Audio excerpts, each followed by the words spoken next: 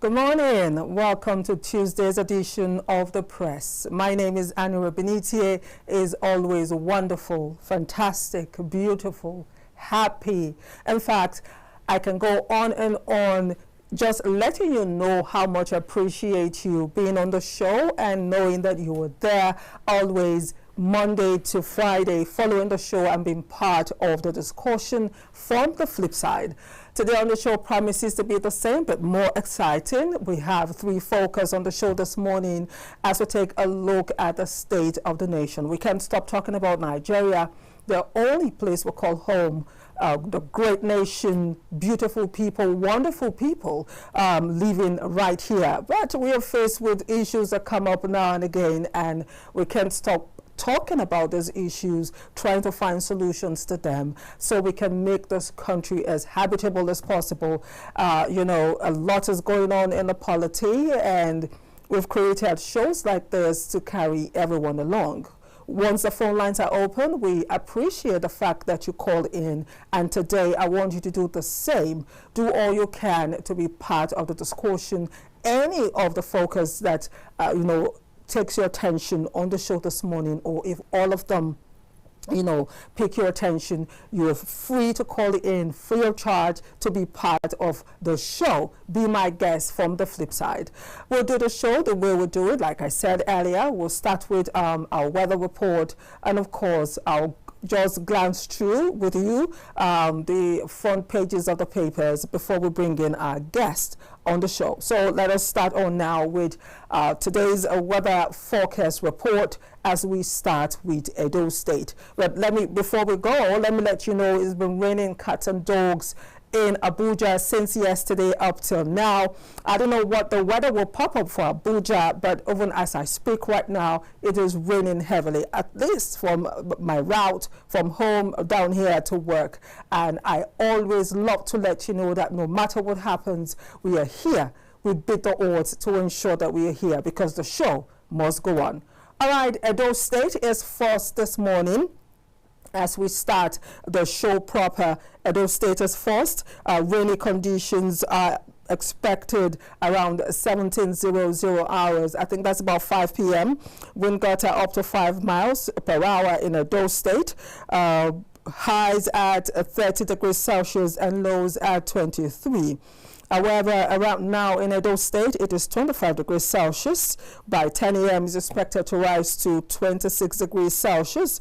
At 11 a.m., 28 degrees Celsius, and by 12 p.m., 29 degrees Celsius. As you can see, it just keeps increasing per hour. I don't know what 1 p.m. will bring or the rest of the day will present, but according to the forecast, rainy conditions are expected from afternoon upwards evening. Away from Edo State, let us take a look at Bayelsa. Bayelsa is up next as we take a look at our weather reports this morning. Take a look at Bayelsa. That is Bayelsa right there on your screen. It started at 24 degrees Celsius in Bayelsa at 40% of rain. However, about now, 9 a.m., just a little minutes past 9, it has risen to 26 degrees Celsius at 35% of rain. By 10 a.m. is expected to rise to 27 degrees Celsius. It will continue to rise at 11 at 29 degrees Celsius and will present 30 degrees Celsius by 12 p.m. The rain will continue in Bayelsa, but by 12 p.m. is expected to be at 30% of rain.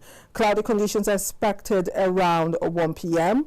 Wind gusts are up to 6 miles per hour. Highs at 30 degrees Celsius and lows at 23 degrees Celsius. That is the forecast for Bayelsa. Up next, let us take a look at Port Harcourt. Port Harcourt is next on our weather report this morning. Port Harcourt started at 24 degrees Celsius at 40% of rain. By 9 a.m., right about now, it is 26 degrees Celsius at 45% of rain. Meanwhile, by 10 a.m. is expected to rise to 27 degrees Celsius, falling back to 40% of rain. It will maintain same for 11 a.m. However, it will rise to 28 degrees Celsius, maintaining same till 12 p.m. at 35% of rain. Cloudy conditions are expected around 1 p.m. Wind gusts are up to 6 miles per hour. Highs at 29 degrees Celsius and lows at 23. Away from Port Harcourt, let us jet off now to Enugu. Let us take a look at Enugu this morning. The weather report for Enugu: cloudy conditions will continue all day. Wind gusts are up to 6 miles per hour. About now in Enugu, it is 25 degrees Celsius. It is expected to rise to 26 degrees Celsius. By 11 a.m., it will rise to 27 degrees Celsius, presenting 28 degrees at 12 p.m. Highs at 30 degrees Celsius and lows at 23.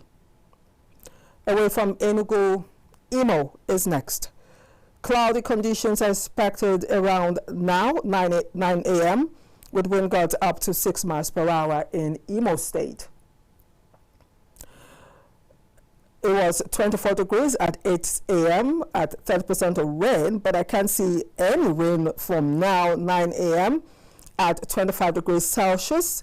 No rain for 10 a.m. at 26 degrees Celsius. Same for 11 a.m. at 28 degrees Celsius.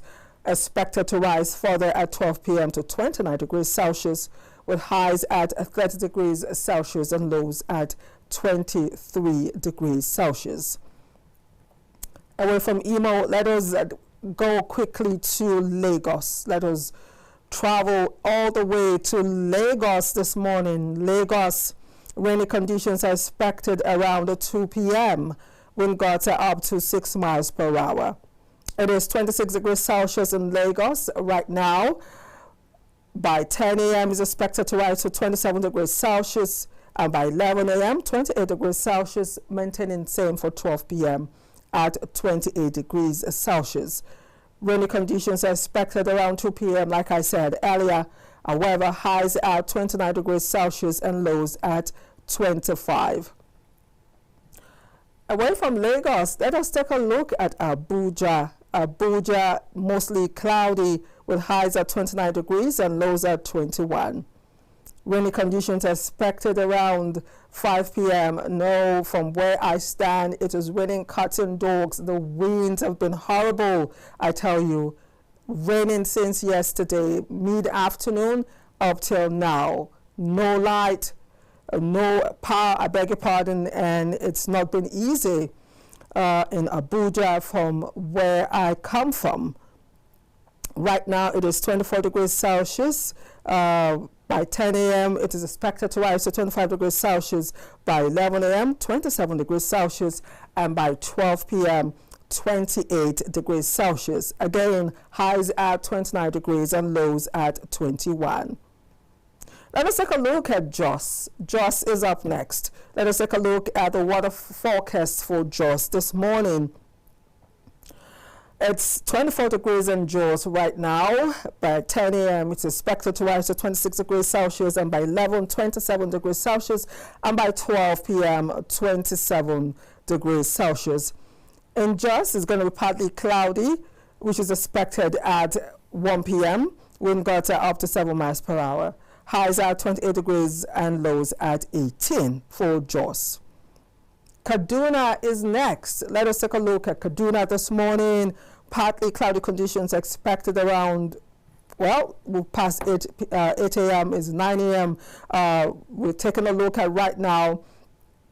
But wind gusts are up to 5 miles per hour. 9 a.m. it is 25 degrees Celsius in Kaduna. By 10 a.m. is expected to rise to 27 degrees. By 11, 28, and by 12 p.m., 29 degrees Celsius. Highs at 31 degrees and lows at 21. Kano is next. It's going to be partly cloudy in Kano. Partly cloudy conditions are expected around 2 p.m. with wind gusts up to 6 miles per hour. Highs at 33 degrees Celsius and lows at 22. However, right about now in Kano, it is 26 degrees Celsius. By 10, it's expected to rise to 28 degrees Celsius.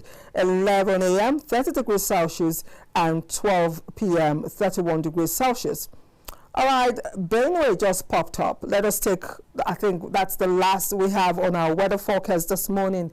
Benue State just popped up. Partly cloudy conditions are expected around 1700 hour. But right now in Benue, it is 26 degrees Celsius. By 10 a.m. is expected to rise to 27 degrees Celsius. By 11 a.m., 28 degrees Celsius. And by 12 p.m., 30 degrees Celsius. Wind gusts are up to 8 miles per hour. Highs at 31 degrees and lows at 24. All right, that is all we can take on our weather forecast this morning. If you just joined us, it is the Press Tuesday edition. We're going straight on now to our front pages, and we're starting with a Punch this morning. The Punch newspaper, it says 2027 opposition splits over National Assembly poll shift plan. There's a rider to the Punch headline. It says a National Assembly bill seeks to move presidential governorship polls in November 2026. PDP and MPP allege 10-year extension plot. ADC LP differ. Page 2. Above the mast, Makinde wants Wike camp against a slopping PDP convention. And just beside the mast, ASU strike grounds varsities. Federal government clamps down. Page 2. Retired AIG leads probe into killings by Oshun Amotakun. Page 19. Slain husband's family slams Tinubu's pardon for Mariam Sanda. Page 18. Borno maintains lead as 7.4 million complete online voter registration. Congratulations to Borno State. I hope other states will take, will in fact gear up towards this online registration and take a pick from what is going on in Borno and get gingered to do the needful. We'll bring the updates right here on the Press. Only on the Press. Lagos rearranges kidnap Kingpin Evans over 2 cops murder. Page 4. Fubara swears in SSG cautions against power abuse. Page 19. All right, up next is the Vanguard. The Vanguard newspaper this morning is definitely dedicated to football, or should I say sports, do or die clash. 3 teams, 1 chance. Nigeria's fate on knife edge. That is the Vanguard this morning. We're keeping our fingers and toes crossed, wishing Nigeria all the best. Away from that, federal government directs VCs to submit attendance compliance report as ASU strike begins. You can't intimidate ASU with no work, no pay, and also tells federal government. This is going to be one of our focus of discourse this morning. I'm praying that my guest beats the odds, talking about the rains to be here this morning. Away from that story, Tinubu can mourn as Reverend Umar Upai passes on at 80. Insecurity won't end with guns and Meiji ones, page 20. And above the mast, NNPCL, others hike petrol price to 922 naira in Lagos, 955 naira in Abuja. This again is going to be one of our focus of discussion.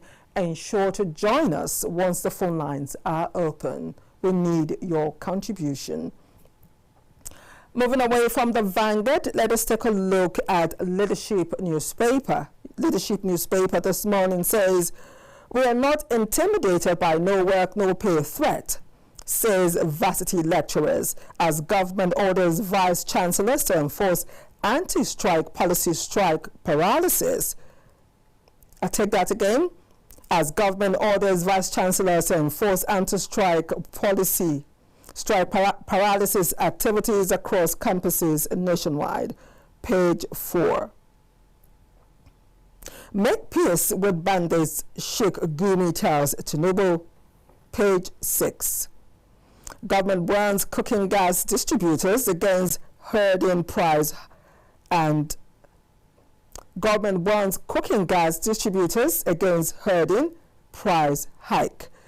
I don't think they're listening. If I should give the report right here to the federal government, they are not listening. We expect that we have task force go around to ensure that this herding and price hike is curtailed, because I tell you, it has become something else. Families have now gone back to using firewood and sawdust to cook because they cannot afford to get the gas at the price it is going for now. I almost ended up using firewood myself because it was difficult to get, and by the time I got it, it had increased, and that is not even the only problem that we're facing. Those are selling actually tamper, I beg your pardon, they tamper with the readings. What you should get for 2 kg, you get for 1 kg. And I think beyond the hoarding and the price hike, that too should be looked into by the task force, if we have anyone actually going on ground to check this very horrible situation. Okay, away from that, governors advocate constitutional role for traditional rulers. That's on page 29. World Cup qualifier, Nigeria, Benin in make or break clash today. Above the mass, National Assembly proposes November 2026 for presidential governorship polls, page 22. Miriam Sanders' presidential pardon, grave injustice, says a slain husband's family, page 7. All right, let us move on to the New Telegraph. The New Telegraph newspaper, it says electoral reforms. A National Assembly proposes November 2026 for presidential Guba polls. Once litigation resolved before swearing in, stakeholders demand electronic voting transmission of results. Stakeholders demand electronic voting transmission of results. And there's a pictorial on the front page. Sanwo-Olu, we need traditional rulers' wisdom for national stability, page 2 and 5. ASU strike, federal government enforces no work, no pay, direct roll call, head count. PDP will hold best convention in history despite defections, marking day. Scientists find stem cells that could regenerate tooth bones. CJN celebrates as Nigerian judges get international recognition. Nothing wrong with Tinubu, Wike's house gifts, industrial court precedent. Supply chain hiccups to cause airlines over $11 billion in 2025. And on the international scene, Trump arrives in Egypt for Gaza summit after urging Israel to seize a chance for peace. Tributes as renowned evangelist Umar Ukpai dies at 80. Tinubu, Kalu, others extol late preachers' virtues. Above the mast, OPEC, Nigeria's oil production declined to 1.390 barrels per day in September. All right, let us move on. Daily Trust is up next. Daily Trust is up next and has the story of the presidential pardon. Miriam Sanders released worst injustice towards husband's family.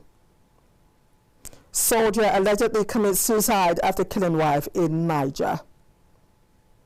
10 governors attend traditional rulers meeting in Lagos. Cameroon's coalition claims early victory in presidential poll. Varsities shot as to reject no work, no pay policy. Enugu commissioners quit PDP as Mba joins APC. National Assembly wants elections to hold earlier.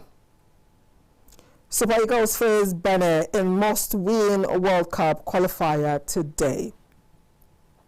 The Matrix is up next. The Matrix newspaper is up next. ASU strike, ASU grounds academic activities, implement no work, no pay policy against striking lecturers, federal government orders. Nobody can threaten us. We don't respond to threats. ASU. NLC wants federal government against no work, no pay threat, backs ASU strikes. ASU strike, I beg your pardon.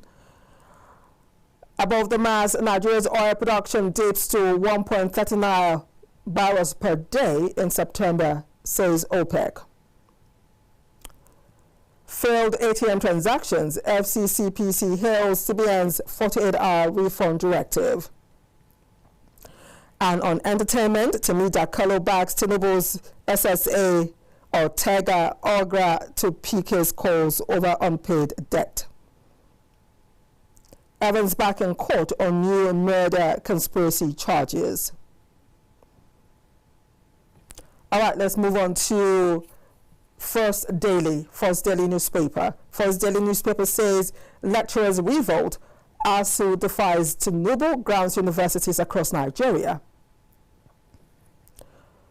Fubara reshuffles cabinet, names Binabo Anabraba Rivers SSG.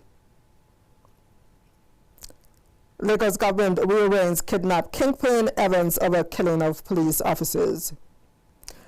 Innocent to build CNG vehicle plant in Bayelsa, Diri applauds move. Nigeria Air Force opens free nationwide recruitment for 2025 training course. Halt peace talks with bandits, Gumitas Tinubu. Up next is The Nation. The Nation newspaper just popped up. Let us take The Nation newspaper. Umba opens another gale of governors' defections to APC. That's The Nation this morning. Qatar backs First Lady's plan for out-of-school children. Tinubu's reforms courageous, ex-SGF Obalu Falaye declares. I'll take that again. Tinubu reforms courageous, ex-SGF Oba Olufalaye declares. Federal government directs VCs to enforce no work, no pay rule.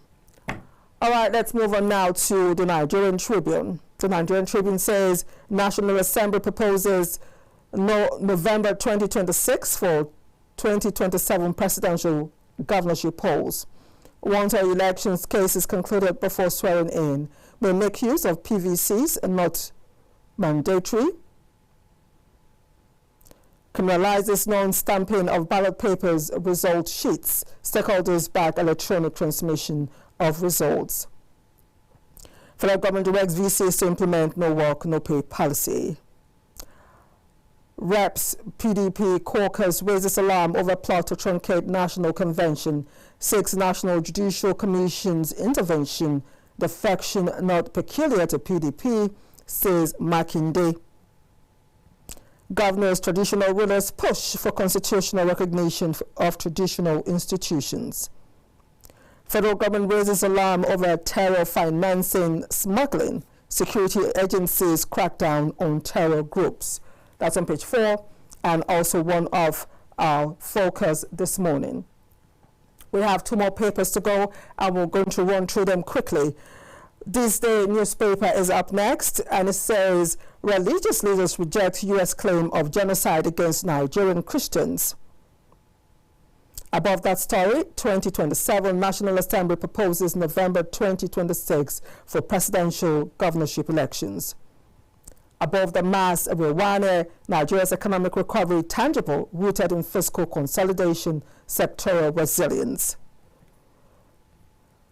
The Guardian is up next. The Guardian newspaper is up next, and it says 72.64% of Nigeria's petrol imported amid a rivalry from new refineries. That is The Guardian this morning. All right, let us move on to the Daily Sun. The Daily Sun this morning's screen headline says ASU strike, federal government directs VCs to enforce no work, no pay. Alleged Christian genocide, nothing will break Nigeria, Sultan of Sokoto tells the U.S. Stop destroying people's property, Obi wants federal government governors. Tinubu and Kalu Khan mourn renowned cleric Umar Upai. All right, that is the final paper today. on our front pages as we go through with you this morning. We'll take our break to usher in our guest, and make sure you're ready with your phones to call once the phone lines are open. Stay with us.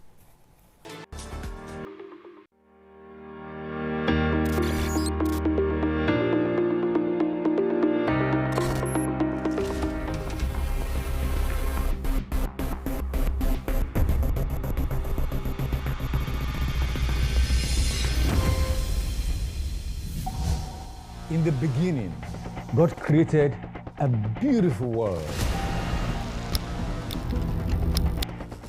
3, 2, 1. Action. And that's why, at KAFTAN Television, we imagine a beautiful world.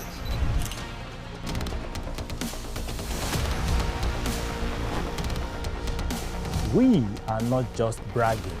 We blaze the trail in broadcasting.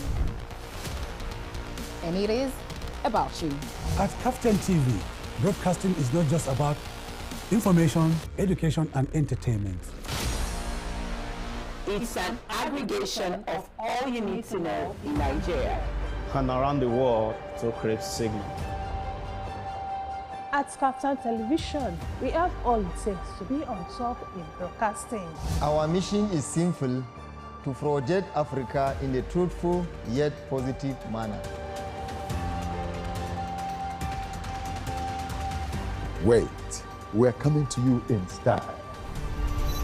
Here we are, starting from September. Take a look at what the facts are. And as you say on KAFTAN TV, imagine a beautiful world.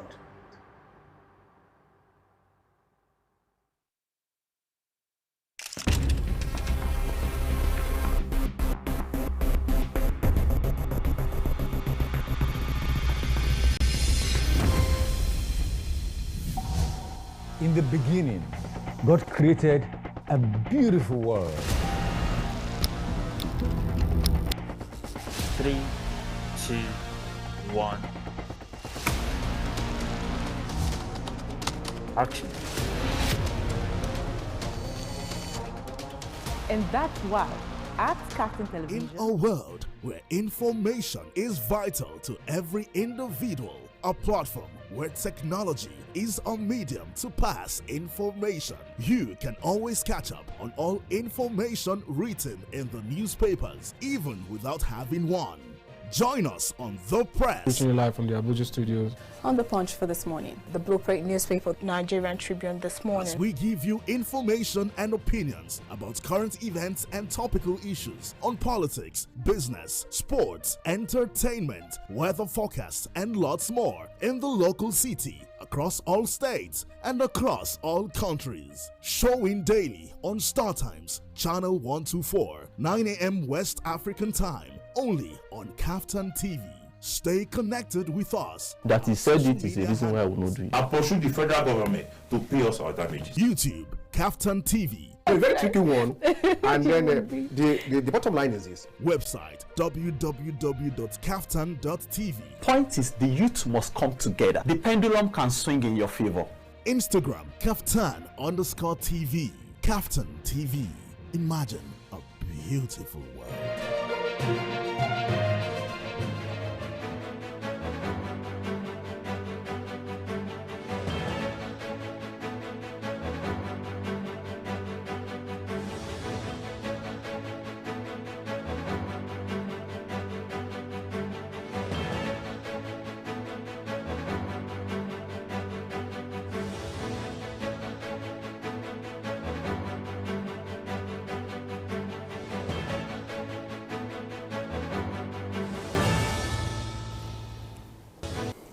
Yes, welcome back. It is still The Press, and we're about to begin our discussion this morning. I have just one guest in the house, expecting the other one to join us as we take a look at State of the Nation analysis of newspaper front pages. I did tell you before the break that we'll be taking a look at three focus.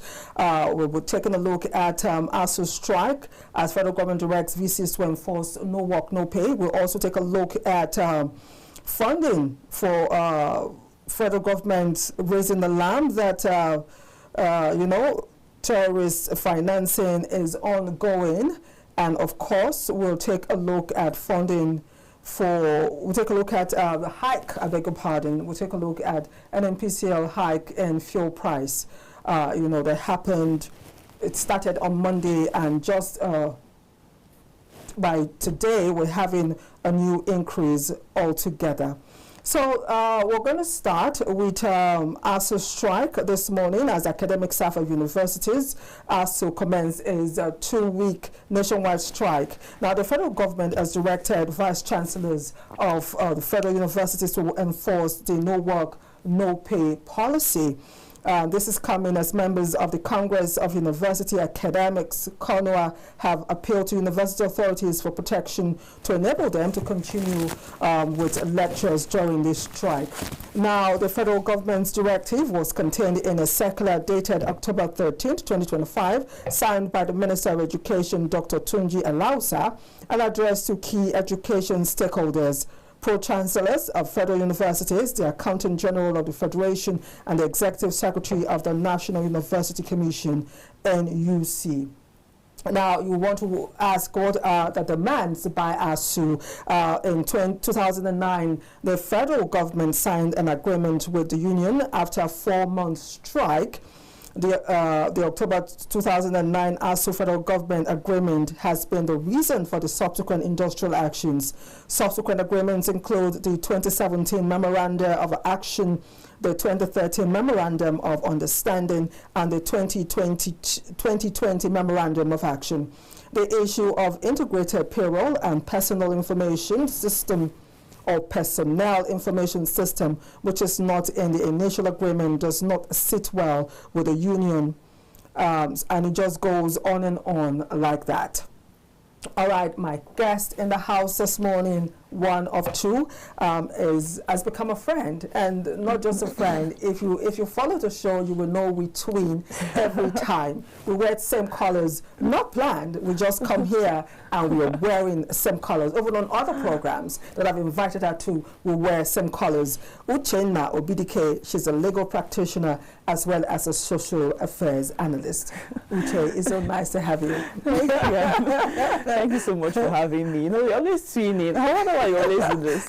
I said something to myself. I said, I'm going to wear this red today. And if Uche comes here wearing a red dress, I'm going home with her. I'm going home with you. Uche, it's so nice to have you on the press. Thank you. We're expecting Mr. Idris to join us, but I'm happy that you beat the reins to be here this morning. We're taking a look at a very, very important issues germane to the polity, important to us as Nigerians as they happen. But before we begin, your state of mind of the nation, state of mind of Nigeria or Nigeria right now? Well, I'm sure the state of mind of every Nigerian is a solemn one or a sovereign one. We've come to live our lives as we know it, a life of hardship, but that's the life we've come to know, a life which we don't deserve. We deserve more, and I believe this is how every Nigerian feels. We hope for better in Nigeria. We hope our leaders eventually make things work in this nation. Yes, that's a tall one. Yes, it's the desire of every Nigerian, but I don't know about you. I still have faith in this nation. A lot of people will not agree with me because, again, what can I do as a Nigerian? This is a place I call home. No matter where you go in the world, you carry the peace of Nigeria with you, and you must come back home. Even if you do not return, you leave family members behind. There's no place like home. Yeah, the burden of knowing that you escaped. You escaped and you left people behind will always weigh deep in your heart and on your shoulders. Yes, when you have your roots, your roots always be in Nigeria. Definitely. Yes. So, look, I can't help but be optimistic about this nation, just hoping for the best. Yes. So let us start on with our discussion this morning. ASU, federal government face-off. You were here when we talked about a couple of weeks ago, when ASU, you know, kept on reminding the federal government to meet with them, demands, so yes, they can go through the demands and threaten that they were going to go on a nationwide strike. This threat has been on ground for a long while, and eventually it is happening. Yes. And the first reaction, we're getting from the federal government is to say, hey, look, you have to put a book and a pen by the gate and count everyone who comes in. No work, no pay. I really want us to discuss this. Should this have been the reaction? Should we have gotten to this point of the federal government actually threatening, after all the time period given by ASU, you know, to warn and plead and remind and call out the federal government? Should this be where we're at right now? Okay. So the federal government's policy, no work, no pay policy, has very good legal backing. We have Section 43 of the Trade Disputes Act, contained in Chapter T8 of Laws of the Federation of Nigeria, 2004, which provides that workers who strike are not entitled to pay or wages during the period of strike. So the federal government has very good legal backing in terms of that. But this goes beyond the law. Now, it goes beyond the law. We are looking at the health of our academic system. You know, these recurrent strikes by ASU are because of a burnout of unfulfilled agreements by the federal government with respect to poor funding and infrastructure. This is, you talked about the 2009 agreement, which is yet to be honored, 2017 agreement, which is yet to be honored. So all these unfulfilled agreements are the reason why ASU has decided to embark on the strike. And you know, you talked about the federal government's approach to it. Now, while the federal government stands on a good legal ground, the question is, will the approach, is it the best approach to solve this problem? The threats. Is it the best approach? Yes, the federal government is standing on good legal ground, you know, is backed by law, the Trade Disputes Act. But is it the best approach right now to solve this problem? You know, whenever ASU embarks on this strike, we have the students and their parents on the receiving end, students who lose academic years. We have their parents who watch their children doing nothing at home. So they are the ones who are even the lecturers too, who have to go without pay, as the federal government has threatened. But does this solve the problem? What we need is a balance. Fiscal discipline on the part of the federal government. The federal government must learn to honor its agreements and respect the academia. Because in this situation, punishment should not govern trade relations. Dialogue instead should govern trade relations in Nigeria and not punishment. If the federal government decides to punish everybody who decides or raises their voice against the injustice in terms of dishonoring agreements, then we are going to have chaos and anarchy at the end of the day. Because what we need now is two people to stoop to conquer, a dialogue. ASU has to sit down, the federal government has to sit down and look for ways to settle these issues beyond their egos. Now, we have our academic system, the health of our academic system hanging in the balance. So they have to sit down. So while the no work, no policy has good legal roots, it is not the best approach in this situation. Yes. Now, beside the agreements, according to the research that I did, according to statistics, it says that one of the problems, you know, that the federal government has refused to address is the promise of 1.3 trillion naira, injecting a total of 1.3 trillion naira into public universities, both states and federal, in 6 tranches starting from 2013 after the union decried the deplorable state of the institution. All this too has not been met. The question I'm asking now is, Why do you think the federal government is stalling in meeting with ASU, meeting, if not even all of the demands, but at least 60–70% of the demands since this has been ongoing? What, in your opinion, do you think is the problem with, ASU and federal government reaching an agreement, and of course the federal government meeting part of its agreement with ASU, if not all of it, but at least to a larger extent? What do you think is the problem? Why do we have this stalemate? Honestly, I'm also devoid of an answer to this, because I don't understand why the federal government has refused to honor its agreements. Why enter into an agreement if you are not intending, you have no intentions of honoring it? You know, ASU has not asked for the money to be paid in a lump sum, but we've talked about installments. These are not things which are outside the powers of the federal government. It just reflects lack of care or respect to our educational system. Because why has the federal government, their reasons would never make sense, because the youth are the future. They're even of our future leaders. They are the futures of tomorrow. I mean, they are the leaders of tomorrow. They are our future. This education affects them. The federal government entered into an agreement saying, oh, we're going to do this, we are going to do that. But now it appears as if it was delayed tactics all along. They just wanted to just,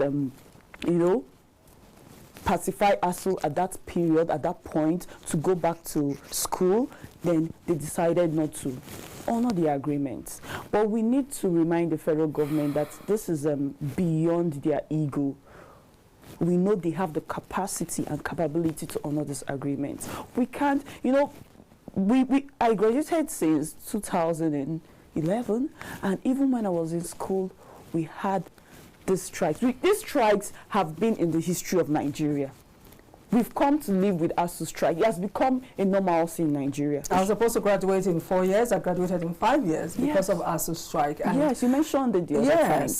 So we always have the strikes. I don't believe this issue is beyond the federal government. The resolution of this issue is beyond the federal government. What I see is the federal government evading its agreements, evading the honoring of its agreements. And I don't know why, we've had successive governments, 10 years and different just pass it on to the next. Just pass it on. Nobody wants to address this issue.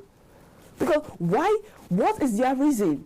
They entered into these agreements. Are they challenging the agreements? No, they have not challenged the agreement. Are they contesting it? No, they have not. But they have refused to honor it. So you don't blame people. And we also know the state of our public institutions with respect to funding and infrastructure. There's a lot of lack in that aspect. So it's not as if the growls or the grudges of ASU are misconceived. No. The state of our public institutions actually very, very alarming. So we need the federal government. I do not know, I do not understand why they have refused to honor the agreements. But what I know is that ASU strike has become a tradition which everybody has decided to overlook. So the federal government has to sit down, dialogue with ASU, settle these once and for all so that we can move on. We need a generation who would just hear stories of the past ASU strikes without actually living it and witnessing it. We don't want our children. This is not how a functioning government should run. Okay. Yes, please. If you just joined us, it is The Press, and we're taking a look at very, very important issues this morning, and we're starting with ASU strike as federal government directs VCs to enforce no work, no pay policy. This has dragged on forever in Nigeria, and like my guest has said this morning, we're looking for a future where strikes like this or situations like this between ASU and federal government will be a thing of the past, where we just talk about and say, once upon a time, this indeed happened. Now, in your opinion, how do you think this affects our educational system beyond the student, beyond the lecturers, even to the mental state of lecturers who have put in so much and expect what they earn, what they deserve from the federal government, and yet they are not getting it. The parents, the students, and of course the lecturer on that graph. Well, you know, mental health in Nigeria is something which is always just waved aside, you know. Nobody actually understands the extent of what people pass through in Nigeria. You know, we've come to live our lives as we know it, our hard lives as we know it. So when things happen, people are just like, oh, well, don't worry, be stronger. We just resort to prayers. But we always know that, you know, even as a Christian, I know that the Bible says that heaven helps those who help themselves. You know, you don't just expect people to just deal with stress, deal with pain when the federal government has a lot they have to do. We have students losing academic years. Just imagine yourself, a student preparing to graduate. You know, you've planned your life. Yes, you know, you've planned your life. You want to do this, you want to do that. You've planned your life. Then we have a strike where students have to sit at home for sometimes 6 months. I've witnessed a strike which went on as far as 6 months. You lose academic years. The lecturers now who are not paid now have to stay at home, living in poverty, because this is also poverty. We know the standard of living in Nigeria. The funding we're even talking about, because one of the issues also is talking about is poor funding. How much are the lecturers paid? So when you cut that supply, what do? They live in poverty. They live in need, in wants, when the federal government can easily fix the causative factor of all this. So this goes beyond, you know, people traveling abroad to seek better education, which will even lead to, you know, that gap in Nigeria where we have, our lecturers have all traveled. We have that. A lot of people have traveled. They've departed this country because of this educational system, the state of the educational system. And we also have people who, as you say, just like yourself, who had to spend 5 years, an extra year. That is not necessary. So we have the young generation, we have children who are growing up. We have lived that life. It will be very unfair to the young generation to have to pass through this. It is not a tradition. These strikes they are not a tradition in Nigeria. We can solve this, outgrow this, and look at this as the past and say, oh, there was a time in Nigeria where we had to transcend the issues of strike in our educational system. Let me just add, I just hope this is right for this moment when we talk about the effect of this continuous strike on children, on students, on parents. A very peculiar one that happened was a 6-month strike when I was in school, and one of my friends got pregnant. I didn't even know she was pregnant until the 7th month when the ASU strike was over, and she suddenly fell ill. She went to the hospital and she was told, you are almost 7 months pregnant, and she didn't even know. Because the schools were closed, she was in the house, and a lot of things happened in between, and that was the result of the strike. And a lot of other things happened as it were. We're going to take a short break to open the phone lines when we return, hoping that my second guest is around somewhere. Please make sure you call in and be part of the conversation. When we return, we shall be taking a look at the fuels increase. NNPCL and other filling stations have increased fuel price for second time in 7 days. So we shall be taking a look at that away from ASU. We'll take that break, and when we return, more talk. Stay with us.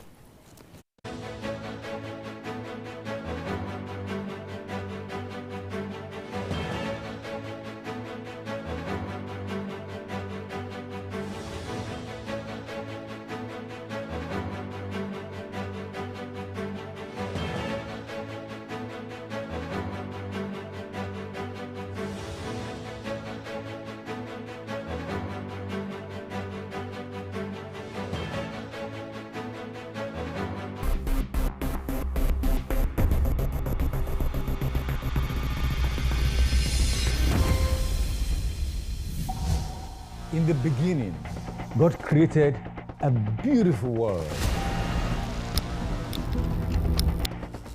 3, 2, 2, 1. Action.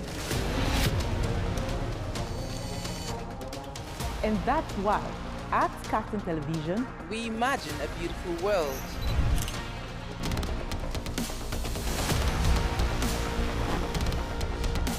We are not just bragging. We blaze the trail in broadcasting. And it is about you. At KAFTAN TV, broadcasting is not just about information, education, and entertainment. It's an aggregation of all you need to know in Nigeria and around the world.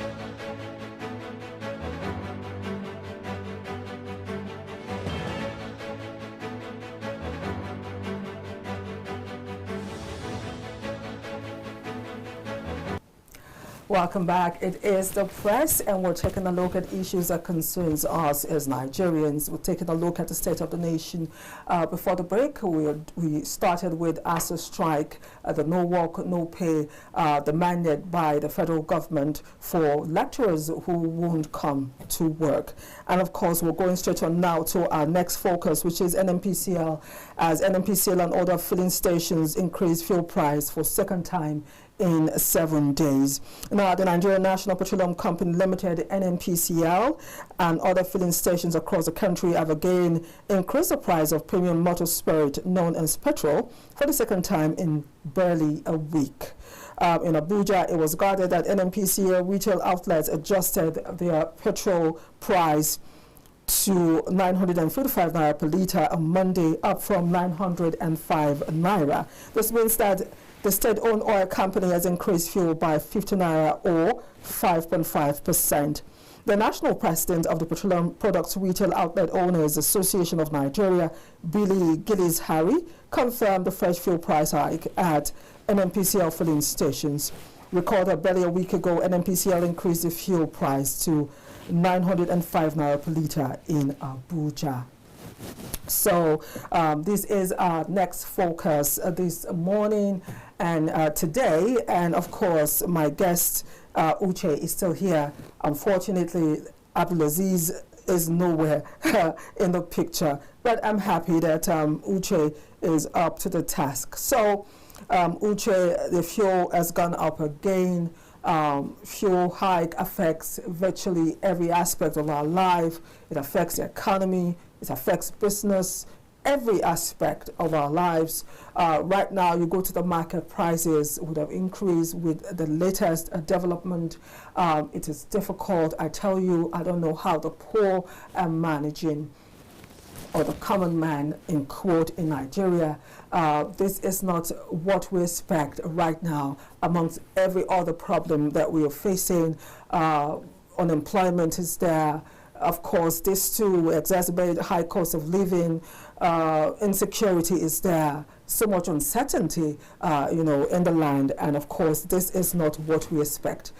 Okay, in 1 week, for us to have increase in fuel, not just by the NNPCL, but of course of private marketers, it is indeed worrisome. Uche. And you said it all, this is a very tough one. What we must know is that this increase is as a result of a deregulated market. Since the removal of fuel subsidy, our fuel prices have had to respond to global crude oil trends and exchange rates. Okay, please, Uche, just a moment, please. The phone lines are open now. Let's put up the phone line so our viewers can call in and be part of the conversation. You want to talk about on ASU? Feel free to talk on ASU. We're going straight on now to a new topic, which is the fuel hike by NNPCL and private marketers. Please be part of the conversation. So, as I said, the increase is a reflection of a deregulated market. Since the removal of subsidy, our fuel prices have had to respond to global trends and exchange rates. This is what is happening. But the irony is that Nigeria is the only oil-producing nation who still imports refined products. So until our refineries, both public and private, start functioning effectively, we are going to keep feeling this painful price adjustments. And as you've said it all, like increase in fuel prices always has the same reaction in Nigeria. It affects the cost of living, the cost of transportation, everything. Even it also raises issues of insecurity, as you've mentioned. So, the federal government must also learn not just to deregulate the markets, but also balance it by cushioning the effects of this deregulation. Nigeria's already having it tough. I've already mentioned that we are just living solemnly, living a hard life as we've come to know it. We are also facing issues of our children going on strike now, almost staying at home, and now we have to battle fuel prices, which would affect, naturally, Nigeria affects everything, the price of everything, So the federal government can cushion these effects. We are going to keep living like this if the federal government doesn't do anything. There could be transportation palliatives. The federal government can aggressively push for local refining, because why do we have to import, refined products? And we are an oil-producing nation. The federal government can push for efficiency in their own ways with respect to refining these products. The federal government can review wages. They've done it, but they can keep doing that. As this inflation keeps happening, the federal government will still have to review the wages, because we cannot talk about minimum wage, maintaining a certain minimum wage when we keep having inflation. At that point, the money loses value, and that is just the truth. So it's very worrisome, and very alarming, because most times I just wonder how Nigerians live, especially the low-income earners in Nigeria, being that everything is inflated. There is no disparity with respect to who feels the inflation more. Everybody feels it. Both the high-income earners and low-income earners, we are all feeling it. Based on taste. Yes. Everybody's feeling it. Based on taste. Yes. And when you also talk about our agricultural products, are they very cheap? Is our food very cheap? So these are all the issues that we are facing. So I think the federal government should look for a way of balancing this, cushioning the effects. We found ourselves in this situation. So the only way to at least reduce the impact of this is for the federal government to look for ways, palliative measures to cushion Now, these talking effects. about palliatives, Nigerians are the most traveled people. If you doubt me, I've done it. Just take, on a Saturday, take your bath and go to our international airport. It's true. Buy a drink, look for a chair, look for a space and sit down. Go to Lagos. Yes. Just take a look. You will see the way. Look at statistics. If you doubt me, go check the statistics. Nigerians travel. Those in government travel. When they are here, they go with 50 sirens, convoys. Yes. They go out of the country. We've seen pictures. They sit on the train. They respect themselves. It is an irony that the things they see outside the shores of Nigeria, it is almost near impossible to replicate same for the people. A nation so blessed with human resources, a nation so blessed with mineral resources, natural resources, as it were. It's a paradox that we suffer as much as we do. The rest of the world cannot understand that we have a nation. There's a nation like Nigeria, and people are struggling to run away. People are going through the desert. Nigerians are dying in Niger.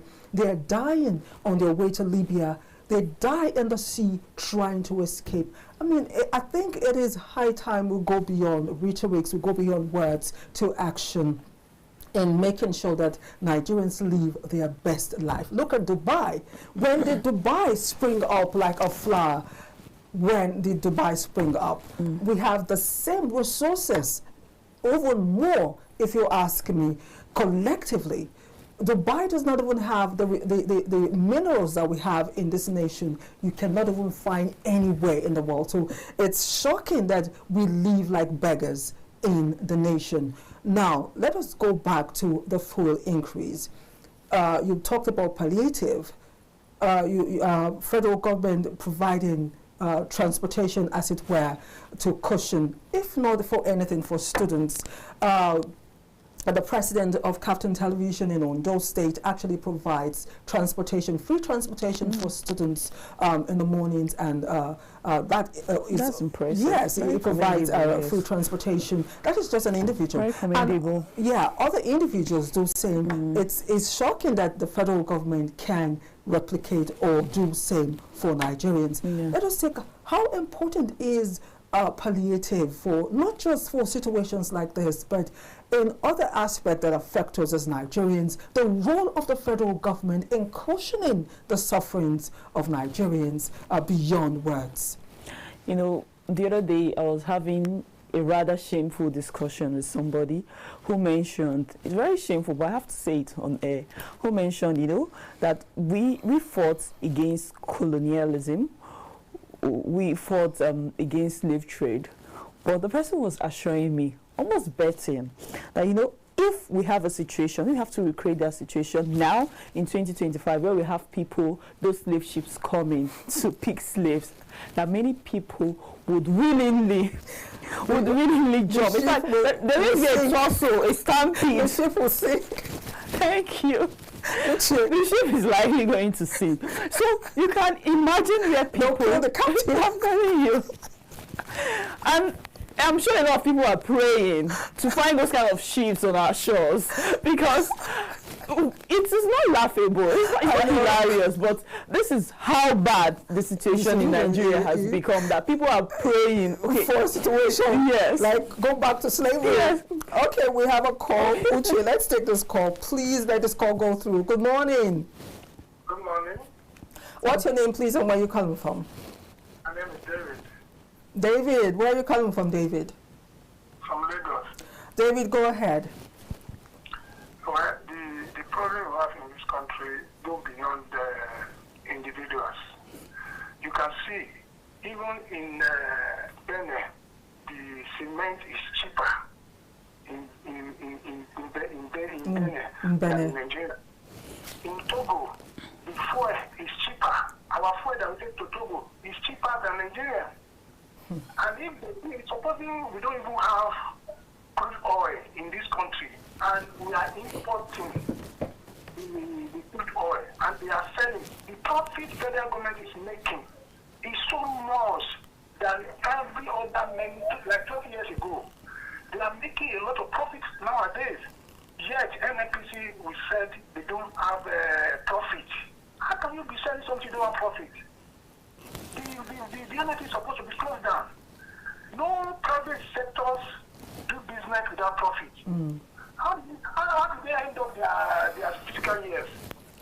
You make a lot. There's a time we had that for 2 years in NNPC, they make almost 69 trillion naira. Where is all those monies? They are just lying to us. I don't know why we are like this in this country. We don't even know where we are going. A lot of people come to the TV telling us like we are novice, like we don't know what we are doing. We all know. The only thing that we don't know the solution how to solve this problem. But what, in your opinion, what's the solution? What's the way forward? In your opinion, if you're to suggest to the federal government in situations like this, what would you say? Like I said, the solution is now beyond individuals. Probably someday, some group of people who are honestly love this nation will come up one day with one ideas and begin to put things on the ground. Because for now, most of the people that you see that are elite in this country are only sucking this nation. Because they know individually there's what they can do.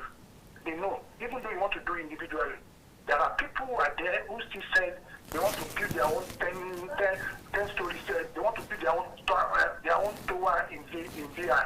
They want to build their own estate in Abuja. There are still people who have not been in government, but they are working hard to be in the government.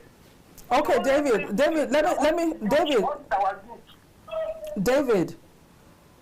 can you hear me? Can you hear me, David? Yeah, I can hear you. Okay, now you're talking about a few people.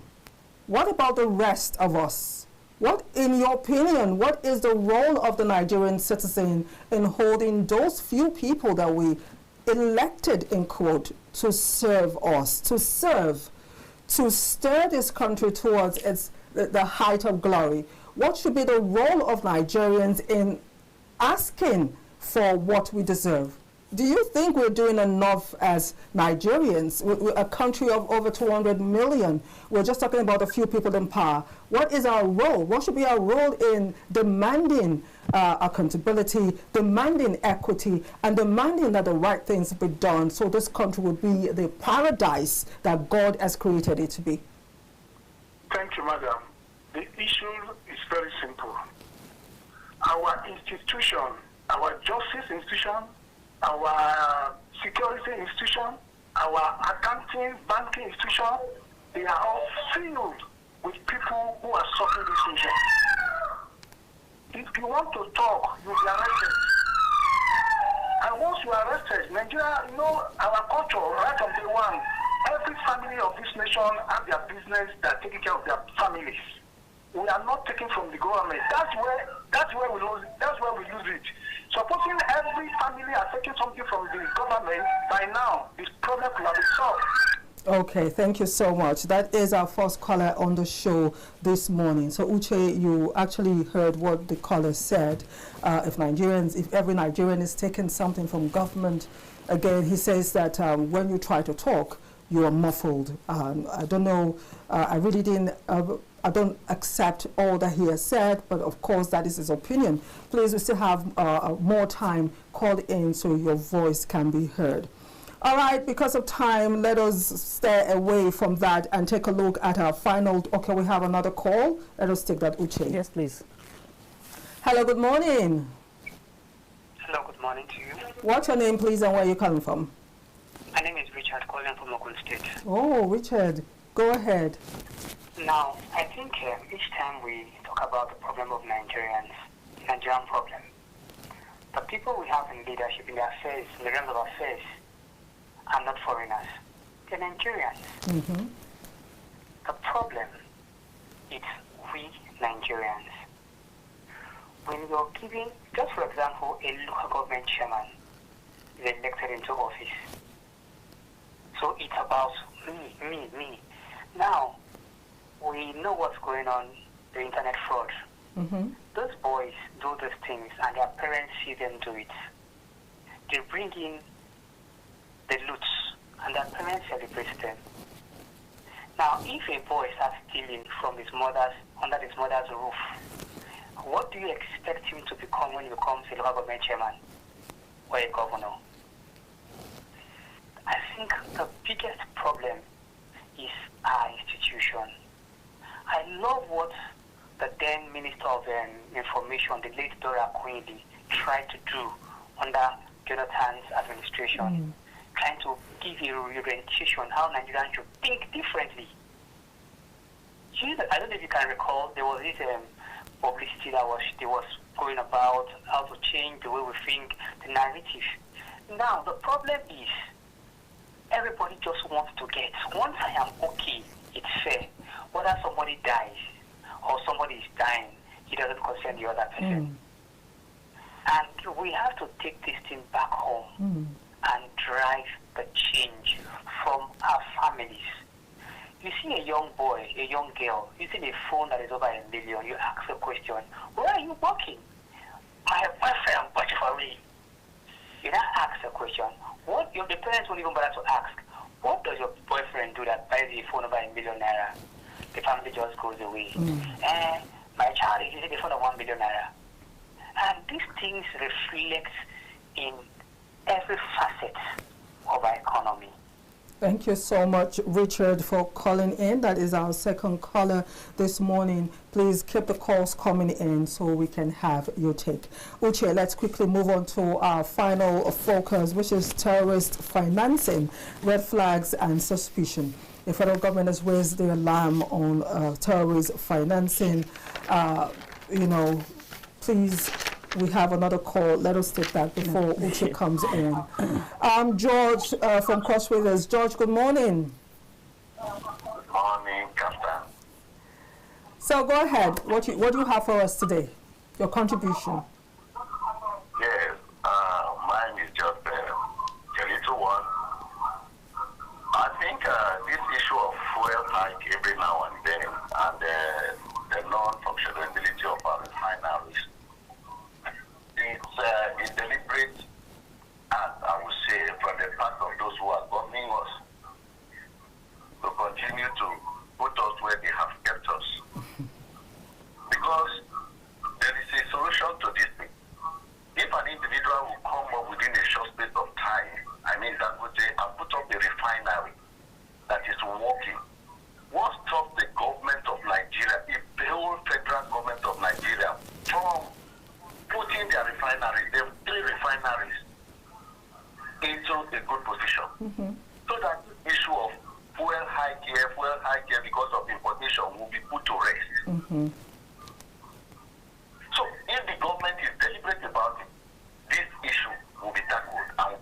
Okay, if the government is deliberate enough, the issues will be tackled. Because of time, I need to give Uche the opportunity to let us understand the federal government raising an alarm of a terror financing. But the question I'm asking is, every time we hear them raise the alarm, we're yet to see the faces to those who finance terror. We've been promised over and again that a list will be published. We hear, oh, we've gotten so-and-so number of people who finance terrorism in Nigeria, but we yet to have faces to this number that they give to us. And of course, insecurity in the land is increasing by the day. Uche, what do we do? I'm asking that we have faces. If we have one face and investigations are carried through, definitely I believe we'll have more faces. But the report this morning is that there is an alarm by the federal government for an increase in terror financing effect on Nigerians.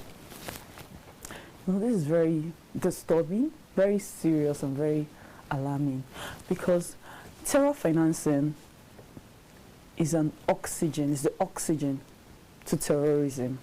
Because if you don't cut the funding, you don't stop the violence. If it's seen or perceived to be, if terrorism is seen or perceived to be very viable in Nigeria, you can never stop that violence. That is the mischief of terror financing. That is what we have to note now. That is a very serious matter. You know, what the federal government is implying is that money is still finding its way into the hands of terrorists through different channels, maybe informal networks, maybe through digital currencies or even NGOs. Now, the federal government of Nigeria, or the Nigerian government, already has a law which criminalizes terror financing under the Terrorism Prevention and Prohibition Act of 2022. Terror financing is already a crime. It criminalizes it. So now what we have to look at now is the enforcement, because we have a law. We already have a law which criminalizes that act. Now what we have to do is to look. Now the whole thing shifts to our law enforcement agencies. We're talking about the EFCC, the DSS, and so on, even the Central Bank of Nigeria, to raise alarm when there are issues of suspicious transactions, and also to investigate and review these transactions. Because as you said, we keep hearing they will release.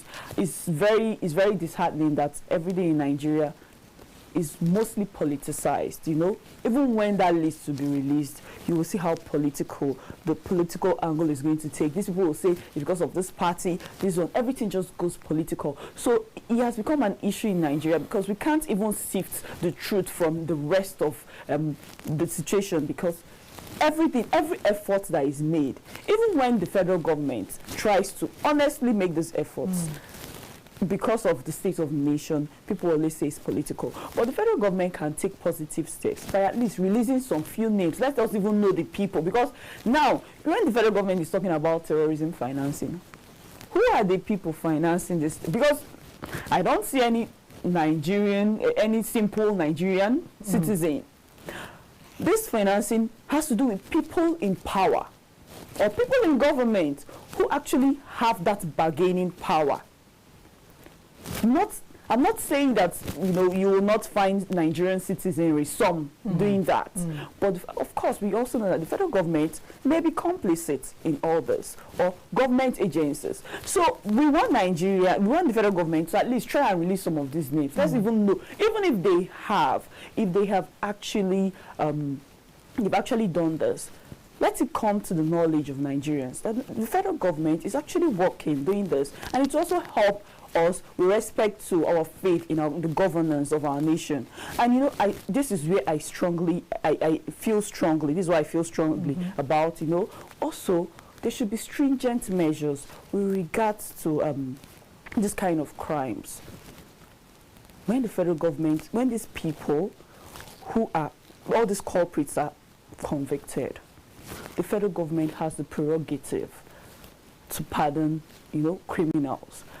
But these are issues related to death, terrorism, loss of lives. The federal government should be guided with respect to the pardons for such crimes, because you know they are also, it's like recycling them. They come back to society, and it also affects us.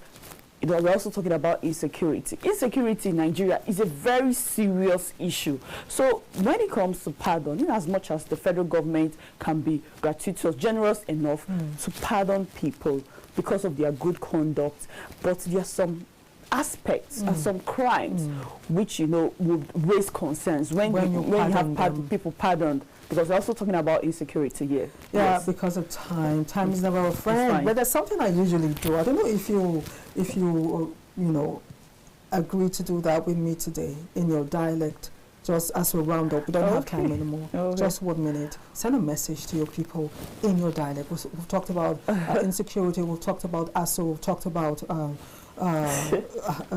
yes, insecurity, hiking oil and price and fuel prices. Just in a few seconds, a message in your dialect to your people. Okay. Omonemo, I nile wonde Nigeria. I nile game ka Nigeria. Bro bodai choro. Amam na ihe na-eme na-enye anyị nsogbu, obi adịrị anyị ụtọ maka ihe na-eme na Nigeria. Mana ka anyị jisi ike na-eme ka anyị kwesịrị ime. Anyị na-ekpekwa federal government anyị ekpere ka ha nyere anyị aka mee ihe ha kwesịrị ime ka Nigeria wụrụ obodo anyị chọrọ ibi n'ime ya ka ụmụ anyị fụ Nigeria ka obodo ha chọkwara. Thank you so much. I appreciate you. Though I didn't understand what you said, I heard Obodo, I heard Nigeria, and I felt the passion. Well, that's all time will allow us on the show this morning. I appreciate my guest, Uchenna Obidike. She is a legal practitioner as well as a social affairs analyst, and my friend, between a lot. Thank you, Uchenna, for being on the show. It's always a pleasure, Anne. Thanks to those of you calling in. I've had like 10 missed calls back to back. Unfortunately, we can't take the calls. Those of you who called in, I appreciate you. Tomorrow is a date on the show. Make sure those calls come in. Be a part of the show. My name is ANIRE BINITIE. A big thanks to everyone behind the cameras. And until next time, stay blessed. Bye for now.